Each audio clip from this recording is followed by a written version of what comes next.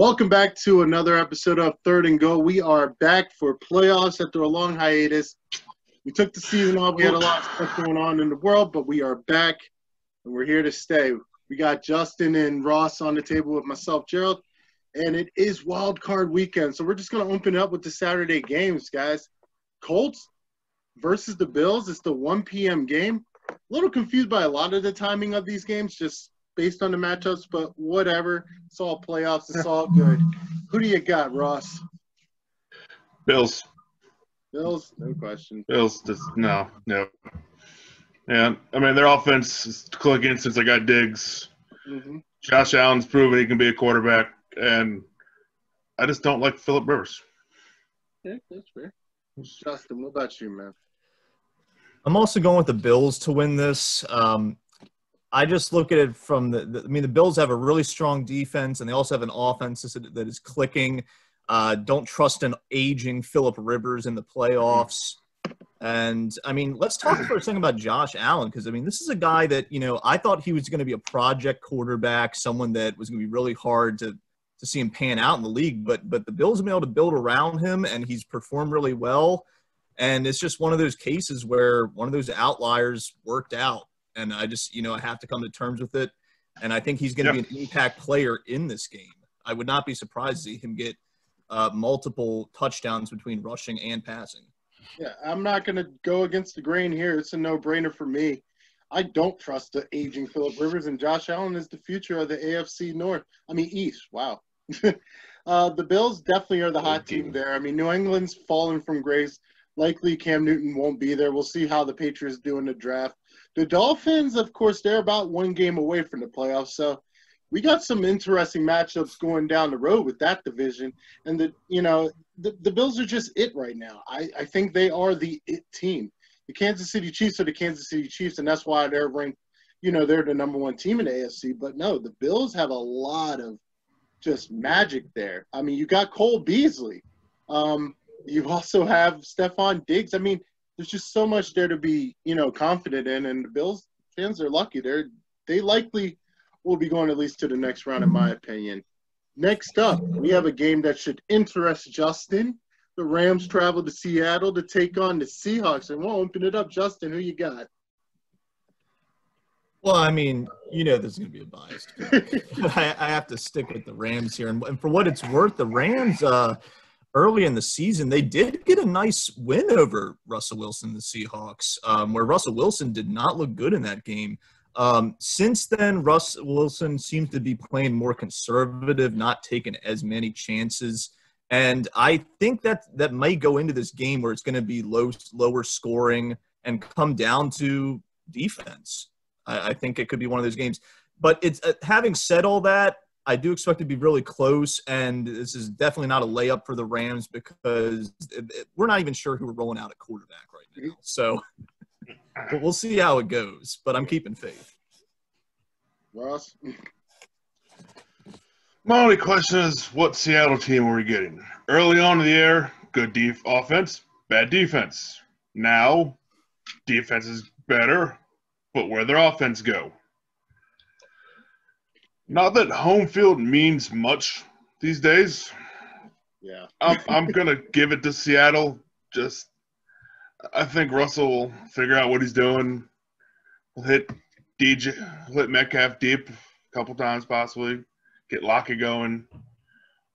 I think as they say up there, they're going to let Russ cook. Yeah. And you know what? I'm also going to agree with Ross. Sorry, Justin. I got to take the Seahawks in this one. Like you said, great defense. Seahawks have a really good defense right now. They're, getting hot at the right time. Russell Wilson is no stranger to the playoffs, so I'm never going to count him out of a playoff game, especially with the weapons he has. And, again, who even knows what's going on with the Rams situation there. So, yeah, I'm going to go with the Seahawks on that one. And that will take us to our Saturday night game, which it is the most 2020 game of them all. You have Tom Brady and the Buccaneers, traveling to the Washington football team. Well, Washington and the Washington football team, a team with no name. It is 2020 in a nutshell.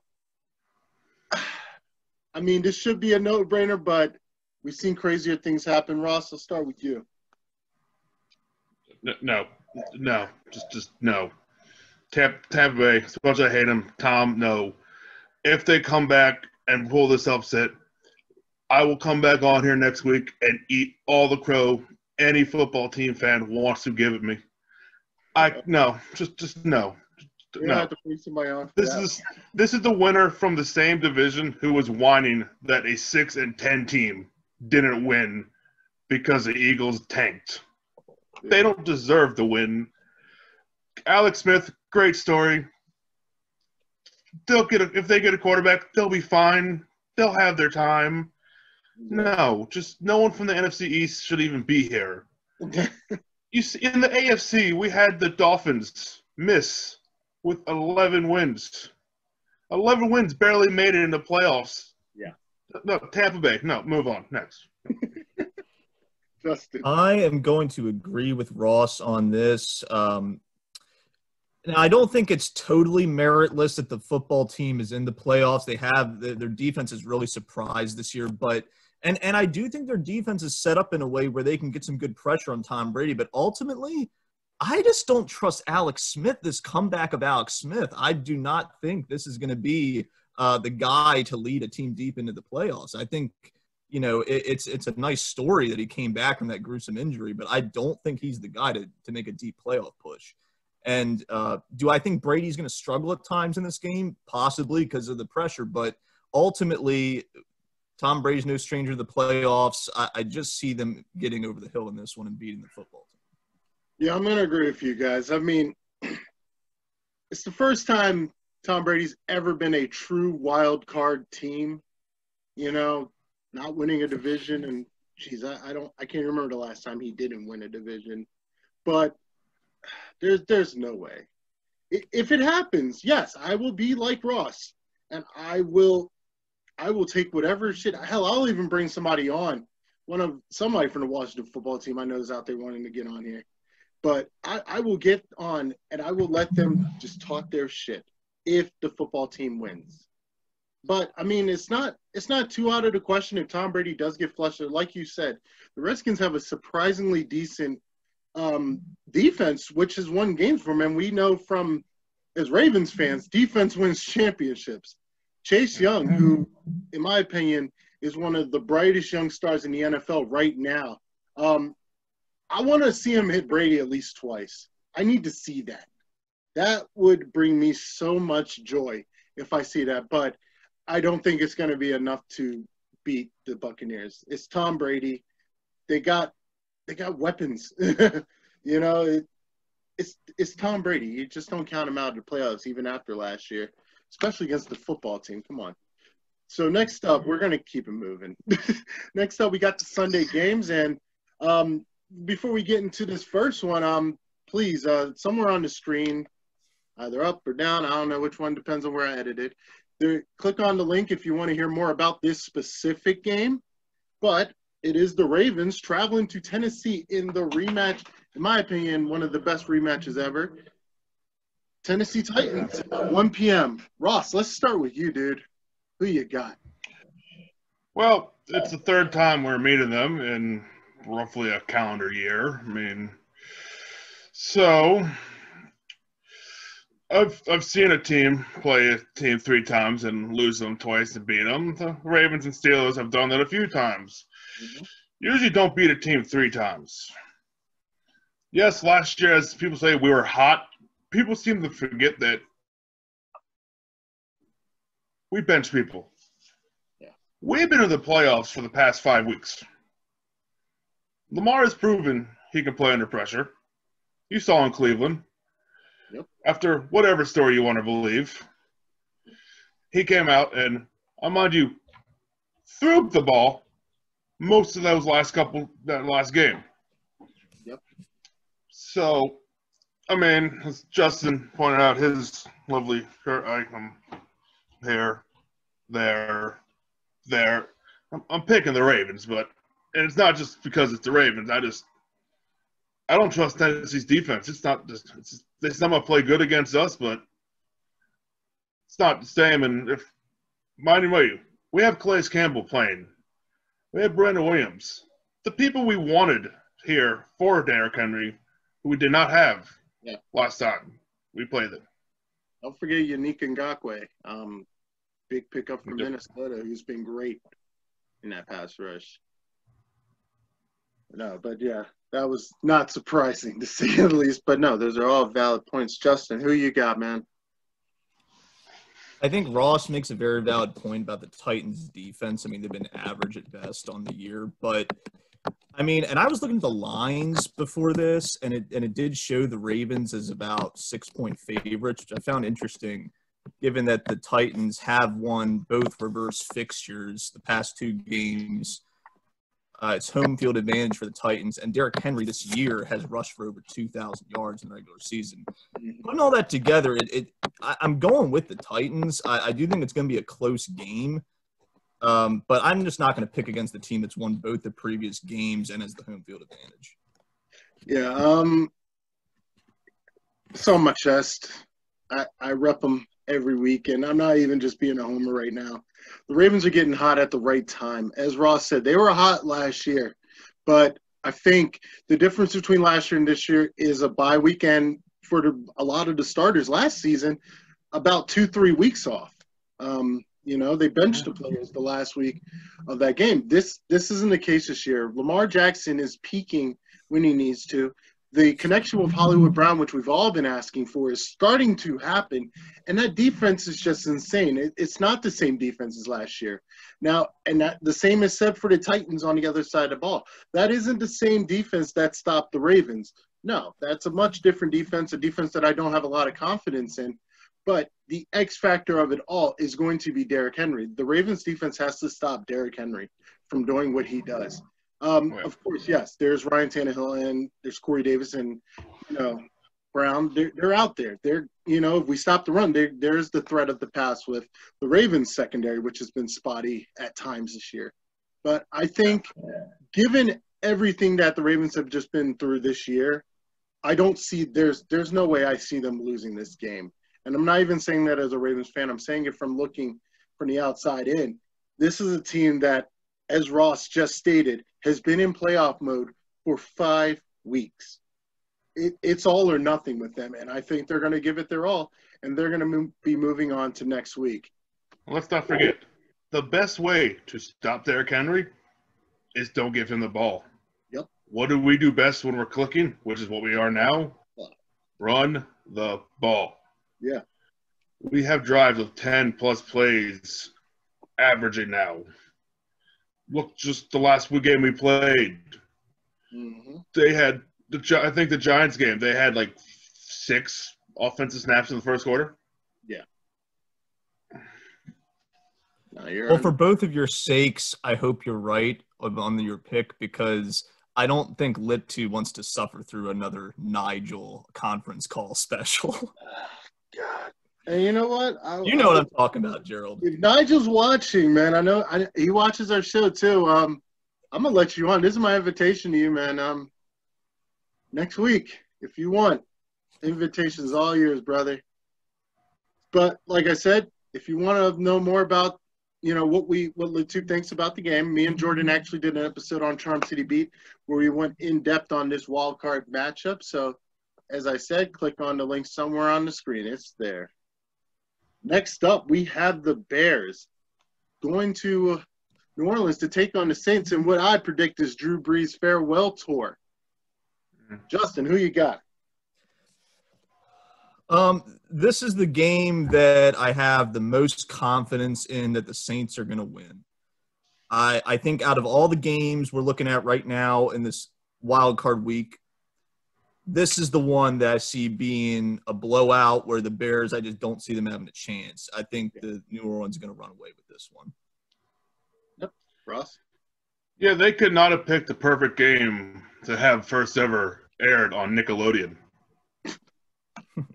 That's right. This game is on Nickelodeon. That's wild. There could not be a better game. Drew Brees is just going to go off. Michael Thomas should be back, despite what he did for fantasy purposes. Sorry, man. Actually, we got over him, but he'll be back. Running backs, I'm not sure about what's going on with them exactly. But yeah, it's Drew Brees' last ride. Gerald, you and me lived through that back in 2012. Yep. It's not going to end here with the Bears of Nickelodeon. No. Yeah, it's a no-brainer. It's the Saints. I don't know what's going to happen next year with the Saints because there's a lot of questions about Drew Brees. But I'll tell you one thing. Alvin Kamara can carry that damn team on his back. And against the Bears, by God, why not? Yeah, I mean, I'm not even going to spend too much time on this. It is on Nickelodeon, which I think is super awesome. Just as a 90s kid, like, man, football's on Nickelodeon. I'm totally watching that just for that alone.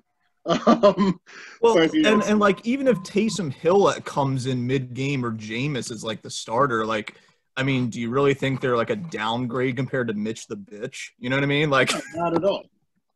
I mean, we've seen Taysom Hill win games while Drew Brees was out, and he went off. Still mad at Dwayne for picking him up in fantasy when Lamar had COVID, but whatever. No hard feelings.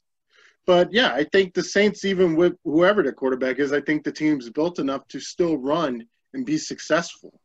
So I don't see the Bears, especially the Bears offense, doing anything against the Saints as well.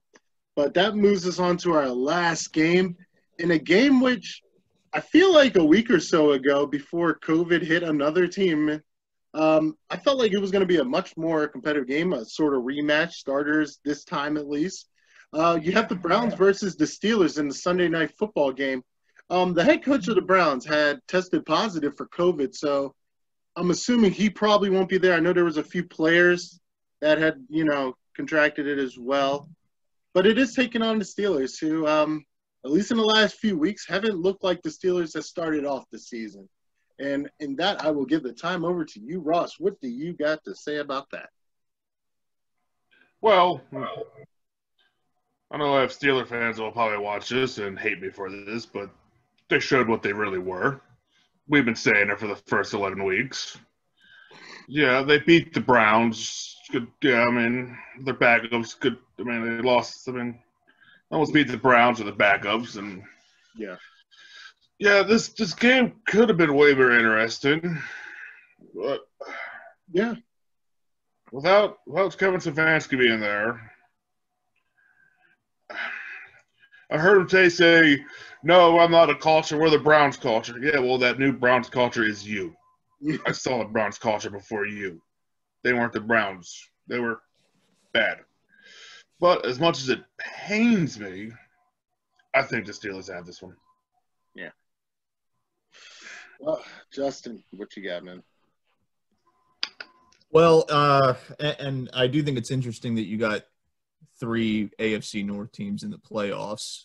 Which speaks to the strength of the division, right? But it is a division rivalry game, and as I used to say, it can always go either way in those types of games. But I've been really thinking about this one, and I just can't do it, man. I just can't pick the Browns for the upset here. I can't bring myself to do it. I disrespected the Steelers earlier in the season when we did these videos, and I'm just not going to show them that disrespect this time. I'll say they win. Yeah, I think it's unanimous across the board.